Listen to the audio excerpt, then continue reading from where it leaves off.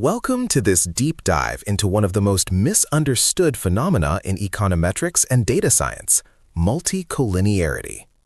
What happens when the predictors are so closely related that they begin to fight for the same explanatory power? This is the essence of multicollinearity. To understand this, imagine a court trial. You have two witnesses, but both of them saw the exact same event from the exact same angle. Does having both witnesses make your case twice as strong? Not really. In statistics, when two variables provide redundant information, the ordinary least squares estimator struggles to isolate the individual effect of each one. This fight for R squared makes our coefficients unstable and our conclusions shaky. Section 1. The geometry of redundancy. Mathematically, multicollinearity occurs when two or more independent variables in a regression model are highly linearly related. In the most extreme case, called perfect multicollinearity, one variable is a perfect linear combination of others. This breaks the fundamental OLS assumption that the matrix of predictors, X, must have full column rank.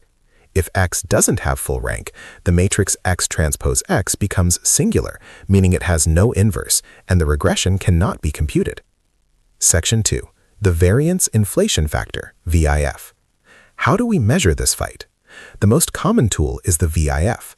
The VIF for a specific variable tells us how much the variance of an estimated regression coefficient is increased because of collinearity.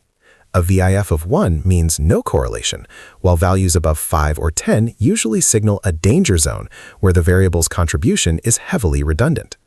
Section 3. The consequences, the exploding standard errors. When variables are collinear, the standard errors of the affected coefficients tend to become very large. Why is this a problem? Because a large standard error means a small t-statistic. You might find that your model has a very high R squared, suggesting it's a great model, yet none of the individual variables are statistically significant.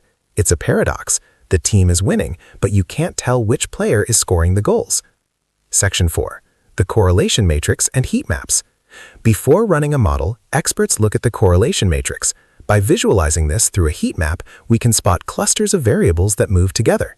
For example, in real estate, square footage and number of rooms are often highly correlated. If you include both, they will compete to explain the house price, leading to coefficients that might even have the wrong sign, like suggesting more rooms make a house cheaper. Section 5. Imperfect multicollinearity in the real world.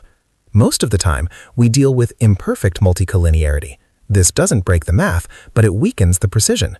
Think of a marketing budget where TV spend and social media spend always increase at the same time every holiday season. Because they always move together, the model can't tell if the sales boost came from the TV ad or the Instagram post. Section 6. Detecting through condition indices. Beyond VIF, advanced researchers use condition indices and eigenvalues of the X transpose X matrix. If one eigenvalue is much smaller than the others, it indicates that the dimensions of our data are collapsing. A condition index greater than 30 is a classic red flag indicating that our numerical estimates are becoming dangerously sensitive to small changes in the data. Section 7. Solutions and remedial measures. How do we stop the fight? We have several options. First, we can drop one of the redundant variables. Second, we can combine them using principal component analysis to create a single composite index. Third, we can use regularization techniques like ridge or lasso regression, which add a penalty to the size of coefficients, effectively stabilizing them even when multicollinearity is present. In conclusion, multicollinearity isn't just a technical glitch, it's a fundamental challenge in interpreting why things happen. By understanding how variables fight for R squared, we move from simply fitting models to truly understanding data.